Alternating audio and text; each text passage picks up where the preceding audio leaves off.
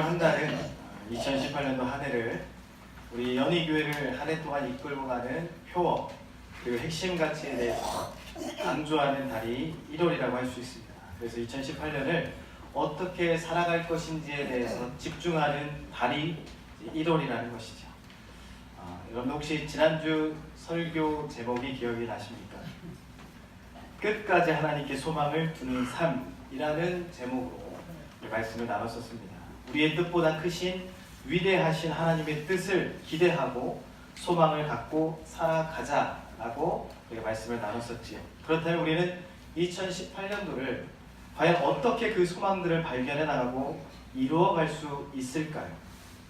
우선 앞에 현수막을 보시면 우리 한 해를 끌어가는 표어가 있고 그 밑에 저희 교회에서 하는 333 운동에 대해서 적어놓았습니다. 너무 작아서 보이지 않을까봐 화면을 통해 준비했습니다. 제가 여러분들 이걸 한번 읽어봤으면 좋겠어요. 그래서 제가 앞에 3을 외치면 여러분들은 그 뒤에 글을 읽는 거예요. 한번 해봤으면 좋겠습니다. 3 3 3 자, 이걸 혹시 모르시는 분 계셨습니까? 우리 교회에서 333 운동을 한다는 것을 모르시는 분은 아마 없을 겁니다. 순서상 기도, 성경 읽기, 그리고 전도를 강조하는 구호라고 할 수 있죠. 우리는 이것을 2017년부터 작년부터 333 운동이라 부르며 우리 교회 안에서 활성화를 일으키려고 했었습니다. 참 좋은 운동인 것 같죠.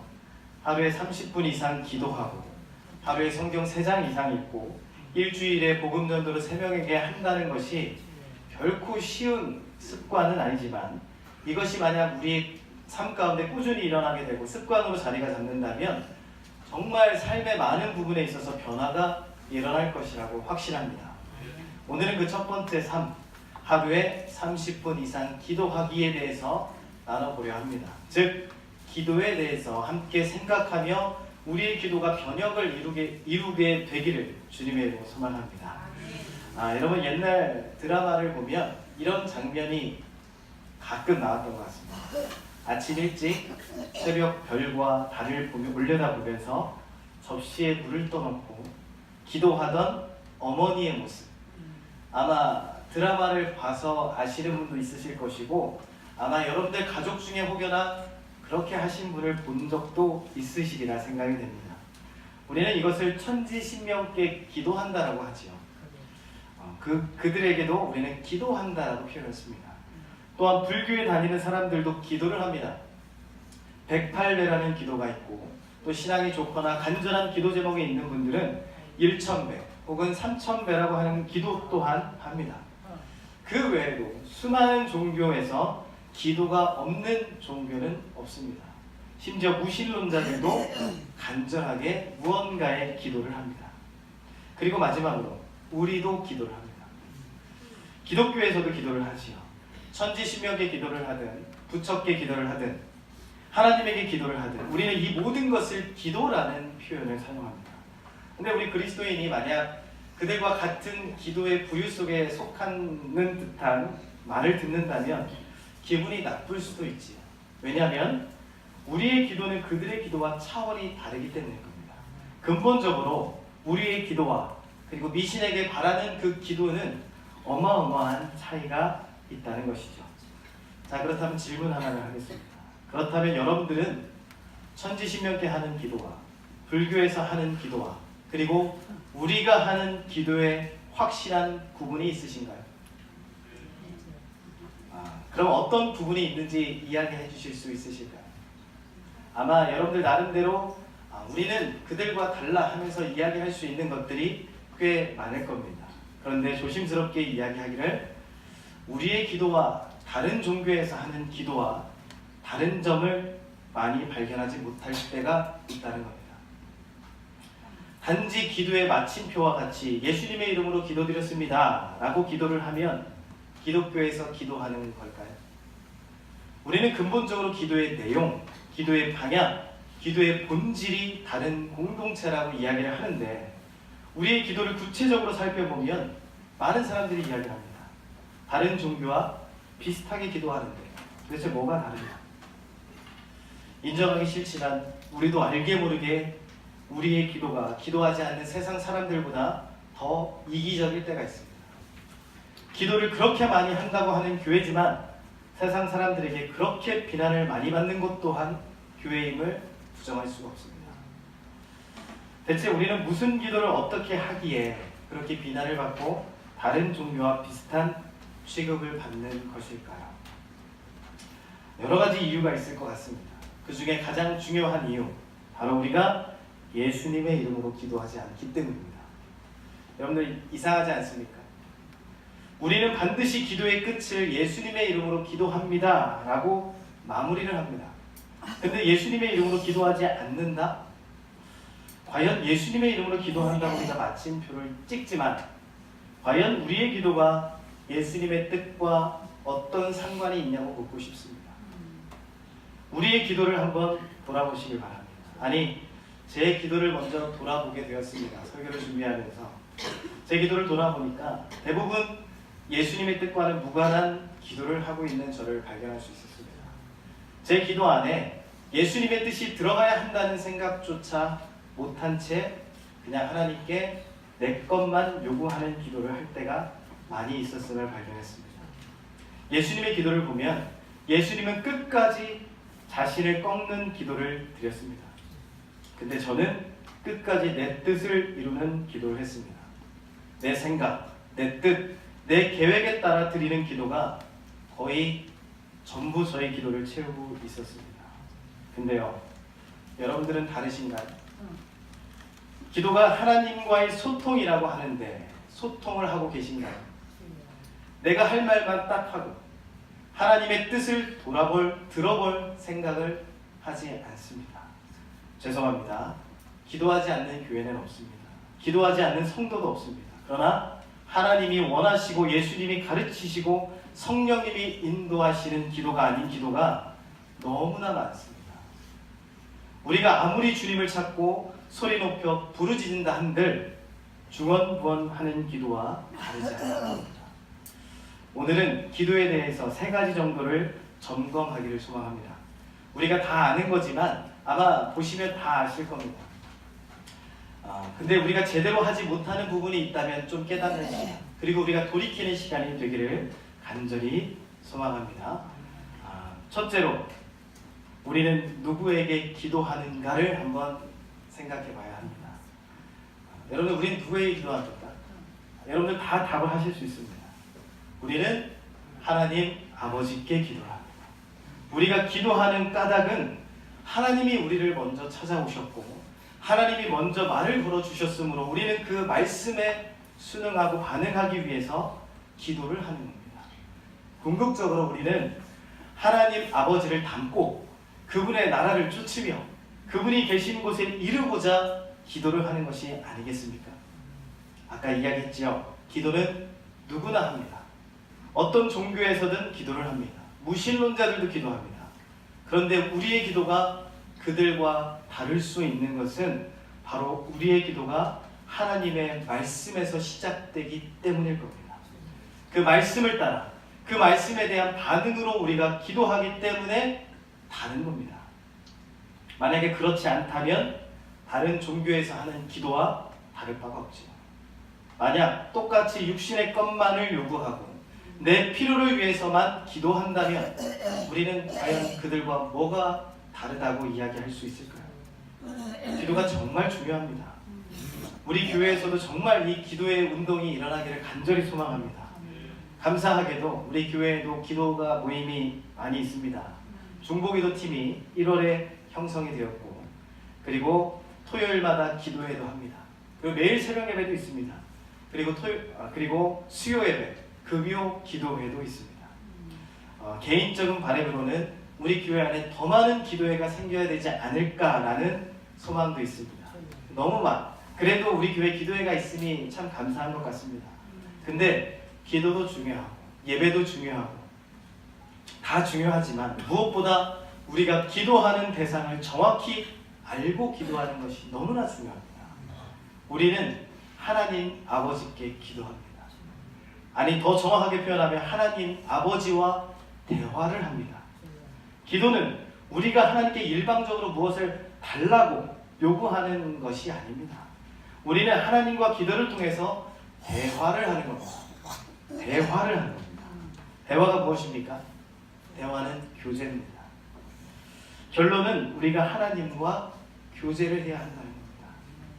기도는 하나님께 무언가를 요구하는 시간이기에 앞서 하나님 아버지와 충분한 교제를 나누는 시간이 되어야 한다는 겁니다. 그래서 우리가 기도를 반드시 해야만 합니다. 하나님과 교제하는 그 시간을 꼭 확보를 해 놓으셔야만 한다는 겁니다. 여러분들 사업하시는 분은 사업의 종류에 따라 거래처라는 것이 있죠. 재료를 떼우는 곳일 겁니다. 뭐 음식도 그렇고 자재 같은 것도 그렇고 우리가 거래처에서 항상 물건을 떼우실 겁니다. 아마 대부분이 우리가 믿고 일할 수 있는 거래처를 하나 선정을 하면 웬만해서는 그 거래처를 바꾸지를 않지요. 왜 그럴까요?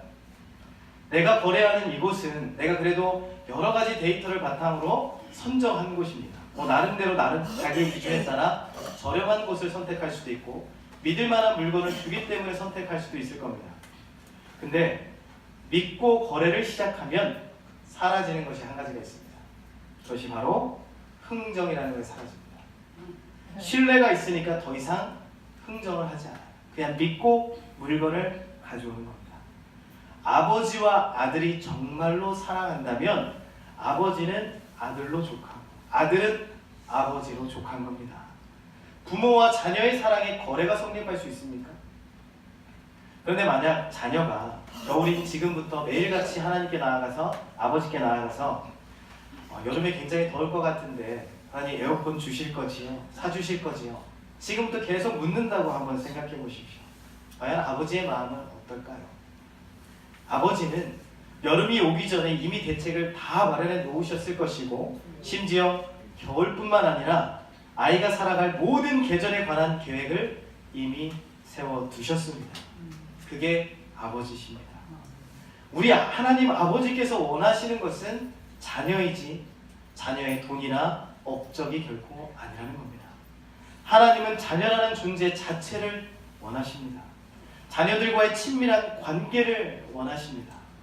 우리는 기도를 통해 그 관계로 발전해 나갈 수가 있는 것이지. 근데 우리의 기도를 돌아보십시오. 과연 우리의 기도를 통해 하나님과의 관계를 발전시키는 경우가 과연 해당이 되는가? 예수님은 하나님을 아빠라는 친근한 단어로 불렀습니다. 여러분들은 우리 하나님을 아빠라고 부를 만큼 친근하신가요? 정말 하나님과 내가 아버지와 딸, 아버지와 아들로서의 관계가 충분히 형성되어 있으신가요? 충분한 교제가 있으신가요? 하나님을 아버지라 부르는 기쁨을 아는 사람은 하나님을 무언가를 얻기 위해 조르는 대상으로 아닌 교제의 대상으로 여기게 되는 것입니다. 여러분 왜 기도합니까? 하나님이 우리 아버지 되시기 때문입니다. 왜 우리 기도에 하나님이 응답하십니까? 하나님이 우리 아버지 되시기 때문입니다. 그리고 또 왜 우리의 기도가 응답이 되지 않을까요? 그것 또한 하나님이 우리 아버지 되시기 때문입니다. 왜 이걸 달라 하는데 하나님은 저걸 주실까요? 그것이 내게 더 좋은 것, 가장 좋은 것이기 때문입니다. 왜 내 기도보다 말씀이 앞서며 말씀이 더 중요할까요? 하나님이 우리 아버지이시기 때문입니다. 하나님을 아빠, 아버지라 부르며 기도하는 사람은 걱정이 없습니다. 우리 아이들 보면 참 걱정 없이 사는 것 같지 않으십니까? 그들에게 믿는 구석이 있습니다. 바로 부모라는 믿는 구석이 있는 겁니다. 아빠, 아버지를 부르며 기도하는 사람은 든든한 거지요. 두려움이 찾아온다 해도 그것에 사로잡히지 않는 겁니다. 하나님이 진짜 나의 아빠, 아버지가 되시기 때문입니다. 여러분, 우리 주님은 우리의 기도에 응답하실 수도 있고 혹여나 응답하지 않으실 수도 있습니다. 응답이 중요한 것이 아닙니다. 하나님이 우리 아버지시라는 사실이 더 중요한 겁니다. 주님이 아버지시라는 사실보다 더 큰 기쁨이 여러분들에게 있으십니까? 그렇다면 문제가 있는 겁니다. 주님이 아버지라는 사실보다 더 큰 기쁨을 추구하고 있다면 우리는 대단히 잘못된 길을 가고 있는 것입니다. 혹여 하나님께 요구하는 것들이 내가 생각하는 기쁨을 채우기 위한 거라면 우리는 우리를 심각하게 한번 돌아봐야 됩니다. 주님이 우리 아빠, 아버지라는 사실에 그렇게 큰 관심이 없다면 우리는 우리 자신을 한번 되돌아볼 필요가 있는 겁니다. 여러분, 이제는 우리 기도할 때 너무 때만 쓰지 맙시다. 때로는 잠잠히 아버지를 묵상하는 시간이 필요합니다. 때로는 나직히 아버지를 부르며 아버지가 주시는 그 기쁨 가운데 한번 거해봅시다. 아버지를 찾기만 해도 인생의 방황은 끝납니다. 왜 그럴까요? 돌아올 곳이 있음을 깨닫기 때문입니다. 우리의 기도, 오직 아빠, 아버지 되시는 하나님과 교제하는 시간인 것입니다. 우리의 기도 속에서 이제는 하나님과 교제하는 시간이 더 많은 시간이 포함되기를 주님의 이름으로 소망합니다. 우리 두 번째로 우리는 무엇으로 기도하는가를 점검해 봐야 됩니다. 오늘 읽은 말씀을 여러분들 보시면서 알 수 있지요. 여러분들, 우리는 무엇으로 기도해야 합니까? 바로 예수님의 이름으로 기도를 해야 합니다. 우리 말씀을 한번 읽겠습니다. 요한복음 14장 13, 14절 오늘 본문입니다. 우리 함께 큰 목소리로 읽도록 하겠습니다. 시작. 너희가 내 이름으로 무엇을 구하든지 내가 하나님 이 아버지로 하여금 아들로 말미암아 영광을 받으시게 하려 함이라. 내 이름으로 무엇이든지 구하면 아멘. 우리가 너무나 잘 아는 말씀이죠. 그리고 이 말씀을 믿고 우리는 그동안 기도를 해왔습니다. 예수님의 이름으로 무엇이든지 구하면 그 일을 행하시겠다는 말씀이죠. 이것은 예수님께서 우리에게 주신 약속이자 명령입니다. 우리는 참 기쁜 마음으로 이 말씀을 붙들었고 또한 우리는 이렇게 기도를 합니다. 근데 여러분, 예수님의 이름으로 구해보니까 실제로 여러분들이 기도하는 모든 기도 제목이 다 이루어지셨습니까? 하나님께서 행하겠다고 하셨는데 과연 우리 하나님의 행하심을 발견하셨습니까? 오히려 우리의 기도가 더 시들시들해지지 않으셨나요? 왜 기도가 힘을 잃고 능력이 사라질까요? 예수님의 이름으로 구해도 이루어지지 못함을 볼 때 낙심하고 실망하기 때문인 겁니다. 열심히 기도하던 사람이 교회를 떠나는 일이 종종 교회에서 발생합니다. 어려움이 있어서 교회의 위로를 받고 응답을 받기 위해 교회에 왔는데 딱히 이루어진 게 없다는 거예요. 뭘 좀 풀어달라고 아침마다 간절히 매달렸는데 해결된 일이 없기 때문에 교회를 떠난답니다. 그들은 이렇게 말합니다. 예수님의 이름으로 구하라고 해서 구했더니 되는 일이 하나도 없네. 그리고는 하나님을 향한 신뢰를 걷어버리고 교회를 떠나버립니다. 그럼 여러분, 우리가 읽은 이 말씀은 뭔가 잘못된 말씀입니까? 해석이 잘못됐을까요? 아니면 예수님이 거짓말한 걸까요? 수표에 사인하듯이 자기 소원을 다 아뢰고 나서 끝에 예수님의 이름으로 기도합니다 라고 붙이기만 하면 은행에서 돈을 찾듯 소원을 이룰 수 있는 문제일까요? 요한복음 14장의 말씀, 오늘 방금 읽은 이 말씀이 그런 기도를 말씀하는 구절이 결코 아닙니다. 우리 기도가 문제가 있었던 겁니다. 그렇다면 어디서부터 우리의 기도가 빗나간 걸까를 찾아가 봐야 합니다. 우선 내 이름으로 구하면 내가 해야겠다라는 이 말씀은 대체 무슨 뜻일까요? 예수님께서 제자들에게 말씀하셨습니다. 내 이름으로 기도하면 내가 행할 것이고 그러면 내 아버지께서 영광을 받으실 것이다. 이 말은 예수님이 오로지 하나님 아버지의 영광을 위해 기도하셨듯이 우리도 예수님처럼 아버지의 영광을 위하여 기도하면 무엇이든지 행하시겠다라는 뜻이 되는 겁니다. 마지막 예수님이 드린 기도 뭔지 아시나요? 십자가를 지기 위한 기도였습니다. 누구보다 처절한 기도였습니다. 결국 아버지의 손에 아버지의 뜻에 자신을 맡겨드리는 기도를 합니다. 십자가에 자신을 내던지는 기도를 한 것이지요. 근데 우리의 기도는 어떤가요? 우리의 기도는 예수님이 드렸었던 그 기도와 뭔가 다르지 않나요? 우리의 기도는 예수님과 함께 십자가를 지기 위해서 기도하는 겁니까? 아니면 어떻게든 그 십자가를 피하게 해달라고 기도를 하는 걸까요? 내 영광을 위하는 기도입니까? 아니면 예수 그리스도의 영광을 구하는 기도입니까? 여러분, 누군가의 이름으로 기도한다는 것은 그 이름에 걸맞게 기도한다는 뜻이 됩니다. 그에 걸맞는 삶을 추구한다는 의미가 됩니다. 예수님의 이름으로 구하라는 명령은 그야말로 무수히 많은 종교에서 구하는 기도와는 차원이 다른 기도라는 것이죠. 예수님의 이름에 걸맞는 삶, 그러한 삶은 더 이상 세상의 삶을 동경하지 않습니다. 더 이상 세상을 욕심내지 않는 겁니다. 어떤 중소기업인 사장이 일본 회사와 지루한 협상 끝에 계약을 앞두고 있었습니다. 마지막 단계에서 제품 보증으로 실랑이가 있었어요. 그래서 이 사장이, 한국 사장이 보증 약속을 어떻게 신뢰할 수 있냐고 그 일본인에게 따져 물었습니다. 그랬더니 일본 사장이 한마디로 이 이야기를 끝내버렸습니다. 뭐라고 했냐면, 나는 일본인입니다. 나는 그 사장님은 그 말이 무슨 뜻인지를 금세 알아차릴 수 있었습니다. 나는 너희와 다르다. 일본인은 한국인처럼 속이지 않는다라고 말하고 있음을 알아챌 수 있었습니다. 여러분, 일본인에게는 나는 일본인이다. 나는 세상 어떤 나라의 국민과도 다르다. 그러므로 일본이라는 이름에 걸맞게 살아야 한다라는 의식이 있습니다. 근데 우리나라는 헬조선이라고 부르며 자중하는 실정이지요. 참으로 안타까운 일입니다. 일본과 비교했을 때 더 씁쓸하게 그러한 사실이 받아들여지는 것이 사실입니다. 여러분, 예수님의 이름도 마찬가지라는 거예요. 하나님 나라를 위해서 오신 예수님이 어떻게 돌아가셨습니까? 예수님께서는 처절하게 십자가에 못 박혀 돌아가셨습니다. 하나님 나라를 위해 돌아가셨습니다. 이제 주님의 이름으로 살아가야 할 우리가 그분을 못 박은 세상을 부러워해서야 되겠습니까? 우리는 정말로 우리가 서 있는 자리에서 돌이켜야만 합니다.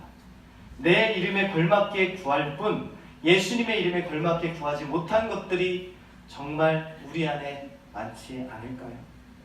이제부터라도 우리의 기도는 예수님의 이름으로 간절히 구하는 기도가 되기를 소망합니다.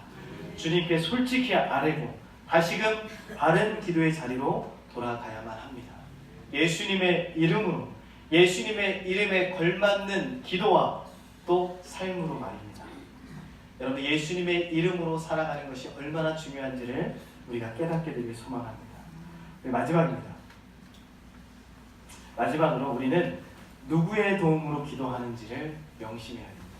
말씀 한 구절 보겠습니다. 로마서 8장 26절입니다. 로마서 8장 26절, 우리 앞에 화면에 있습니다. 우리 함께 읽겠습니다. 이와 같이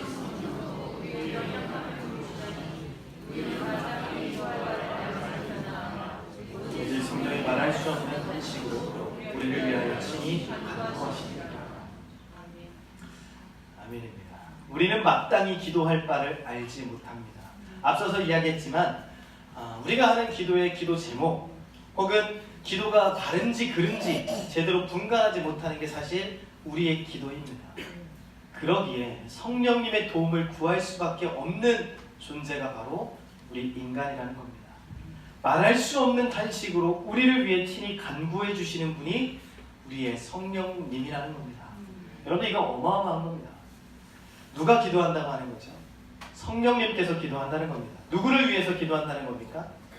나를 위해, 바로 여러분들을 위해 기도한다는 겁니다. 이것이 기도가 능력이 되는 비밀인 겁니다. 성령으로 기도한다는 것은 성령님이 기도하시도록 자신을 내어드린다는 것입니다. 그래서 그리스도인의 기도는 다른 기도와 본질적으로 다른 거지요. 성령을 따라 구하는 기도는 완전히 다른 기도입니다. 우리도 그런 기도에 동참해야 되지 않겠습니까? 초대교회를 한번 보십시오. 초대교회는 좁은 마가의 다락방에 모인 120명으로 하나님께서 교회를 탄생시키셨습니다. 그리고 그들로 하여금 세계 선교를 시작하셨습니다. 성령 세례를 받고 성령의 충만함을 받은 그들의 기도로 하나님의 나라는 이루어져 가기 시작했고 우리에게까지 전해졌습니다. 우리도 성령을 따라 구하는 기도를 반드시 해야만 하는 것이죠. 오늘 우리는 기도의 방향을 돌려놓아야 하지 않겠습니까? 제가 지금까지 이렇게 하나님에게 예수님의 이름으로 성령의 능력을 힘입어 기도해야 한다고 나눴습니다. 그러나 기도에 대해서 우리가 결단하지 않고 혹은 전과 같은 삶을 선택한다면 여전히 내 기준에 의한 기도를 할 수밖에 없습니다. 그렇게 되면 마태복음 6장 7절의 말씀처럼 이방인과 같이 중언부언의 기도의 수준을 넘어설 수가 없는 것입니다. 먼저 우리 자신의 성령 충만함을 위해서 우리가 간절히 기도해야 합니다.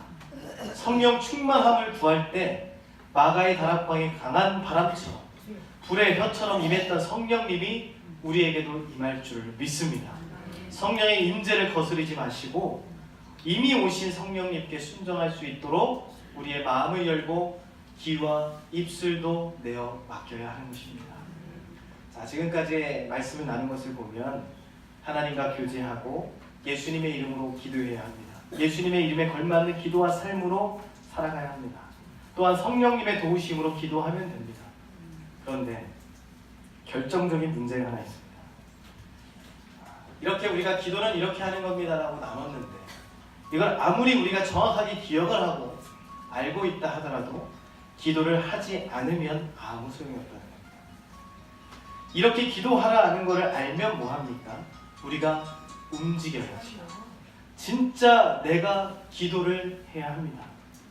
근데 잘 아시다시피 기도하는 것이 참 쉽지가 않습니다.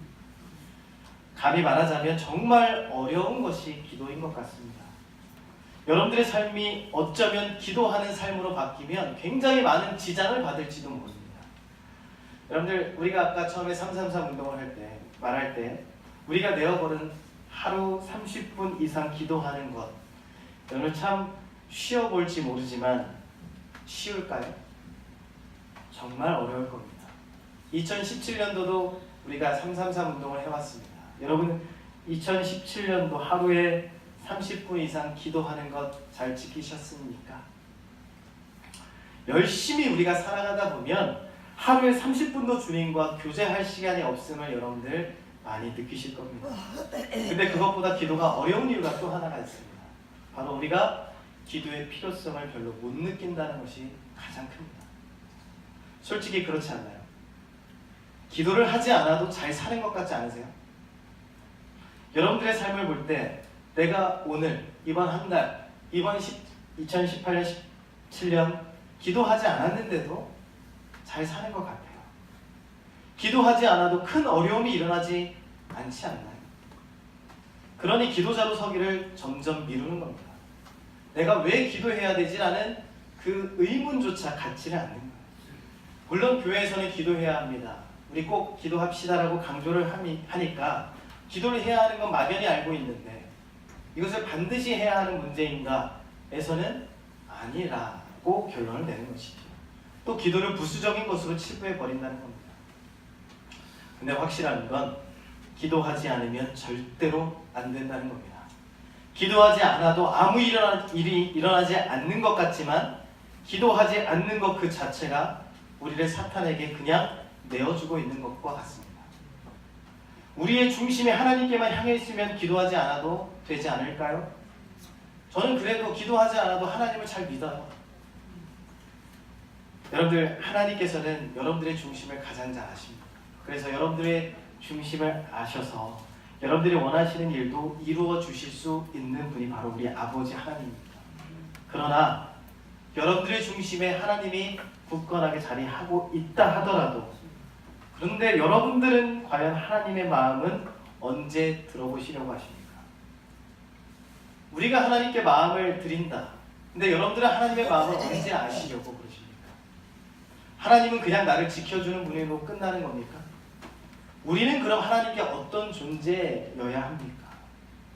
하나님이 나에게 원하는 것이 무엇인지 정말 그것이 아는 것은 필요 없나요? 우리는 하나님의 뜻에 어떠한 관심이 있으십니까? 우리가 기도를 참 많이 하지만 하나님의 뜻과 관련된 기도를 많이 하십니까? 하나님이 여러분들의 삶 가운데 아주 구체적으로 원하시는 바가 있으실 텐데 우리는 그것에 귀를 기울인 적이 얼마나 되십니까?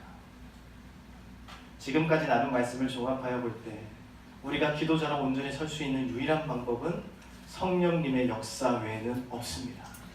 하나님께 기도하고 예수님의 이름에 걸맞는 기도를 드린다 해도 여전히 우리는 연약하고 쓰러질 수 있는 존재이기 때문에 온전하지 못합니다.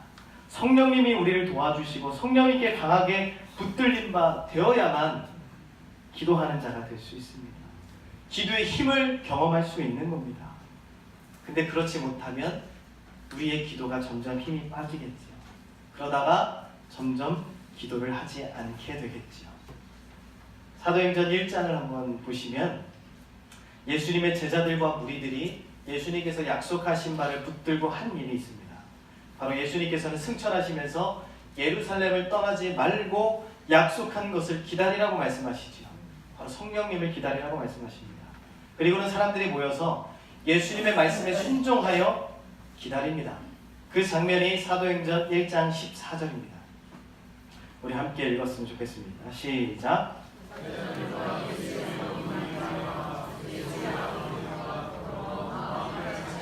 오로지 기도에 더불어 마음을 같이하여 오로지 기도에 힘씁니다. 오로지 성령의 임재를 위해서 마음을 같이하여 기도에 힘쓴 겁니다. 그리고 2장 1절부터 4절을 우리 함께 읽었으면 좋겠습니다. 2장 1절부터 4절입니다. 읽겠습니다. 시작. 오순절 날이 이미 이르니 그들이 다 같이 한 곳에 모였더니 호련히 하늘로부터 급하고 강한 바람 같은 소리가 있어 그들이 앉은 온 집에 가득하며 마치 불의 혀처럼 갈라지는 것들이 그들에게 보여 각 사람 위에 하나씩 임하여 있더니 그들이 다 성령의 충만함을 받고 성령이 말하게 하심을 따라 다른 언어들로 말하기를 시작합니다. 그들이 모여서 한 일이 뭡니까? 오로지 기도합니다. 한 곳에 모여서 기도합니다. 어떻게 기도하는 것도 중요하지만 진짜 내가 기도를 하느냐가 중요한 겁니다. 여러분, 교회는 원래가 성령 공동체 아닙니까? 기도하는 공동체가 교회입니다. 새삼스럽게 우리가 성령 공동체가 됩시다 라고 하는 것이 사실 부끄러운 일이 되어야 합니다. 그러나 우리 다시 한번 강조합니다. 우리는 성령 공동체가 되어야만 합니다. 그리고 기도하는 공동체가 되어야만 합니다. 어떻게든 더불어 마음을 같이 해야 하고요. 오로지 기도에 힘쓰는 자리에 우리가 모여야 합니다. 여러분, 기도의 자리에 여러분들을 초청합니다. 새벽 예배가 있고요. 수요 예배, 금요 예배, 토요일 기도회. 여러 가지 기도 모임이 있습니다. 중보기도 팀도 있습니다. 여러분 진짜 기도해야 합니다. 이제 우리는 하루에 30분 기도하는 그것은 이제 당연해야 합니다. 그리고 성령 충만함으로 우리의 기도 생활 틈틈이 승리해 나가야만 합니다. 영적인 사건이 일어나는 순간이 바로 성령님이 임하는 순간입니다. 예수님이 아직 안 믿어지시는 분은 더욱 기도의 자리에 남아야 합니다. 함께 모여 기도하는 자리에 오셔서 영적인 사건을 함께 경험해야 합니다. 말씀을 듣는 것에서 끝나는 예배는 주님을 경험하기가 쉽지 않습니다. 말씀을 들었다면 그 말씀을 의지하여 주님께 간절히 기도할 때 성령님이 임하는 겁니다. 그때 말씀이 경험되는 것이고 예수 그리스도가 나의 주인이심을 깨닫게 되는 것입니다. 이 자리에 아직 예수님을 온전히 깨닫지 못하고 경험하시지 못한 분이 계시다면 기도의 자리로 초청합니다. 기도의 자리에 오셔서 함께 뜨겁게 기도할 때 초대교회에 임했던 그 성령의 임재가 기도의 그 자리에 임할 줄을 믿습니다. 성령님이 일하시는 교회, 성령 충만함으로 기도의 불길이 타오르는 교회, 하루 30분 이상 기도함으로 주님의 마음을 알고 예수님의 이름으로 살아가는 그리스도인, 우리가 반드시 2018년에 이루어야 할 모습인 줄 믿습니다. 우리 모두가 이에 해당되어야만 합니다. 단 한 사람도 제외돼서는 안 됩니다. 우리가 다 같이 한 마음으로 우리 연희교회에서 함께 기도하며 간구하면 초대교회에 임했던 그 성령의 역사가 다시 한번 이곳에서 일어날 줄을 믿습니다. 그것이 교회가 사는 비결이고 바로 우리 자신이 살아나는 비결입니다. 우리 한번 이를 위해서 기도했으면 좋겠습니다. 오늘 특별히 간절하게 우리 성령님의 충만함을 위해서 기도하길 소원합니다. 우리 말씀을 생각하면서 여러분들의 마음을 움직였던 말씀들이 있으셨을 겁니다.